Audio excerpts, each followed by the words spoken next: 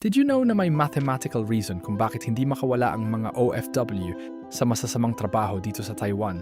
Hindi lang ito tungkol sa takot, may actual financial trap na ginawa para sa atin. Isipin mo, nagbayad ka ng 80,000 piso sa agency, tapos biglang toxic ang boss mo. Gusto mo nang umuwi. Pero ito ang totoo, yung pera na binayad mo hindi mo na maibabalik. Yung plane ticket pa uwi, 25,000 Taiwan dollar. Plus, walang income ka sa Pilipinas habang naghahanap ng bagong work. Kaya kahit miserable ka na, naiisip mo, sayang naman yung investment ko. Ito yung tinatawag na sunk cost fallacy. Nagiging dahilan mo para magstay sa sitwasyong nakakasama na sa'yo. Napansin ko rin, yung mga nag-early termination, nahihirapang makahanap ng bagong deployment. May stigma kasi ng failed OFW.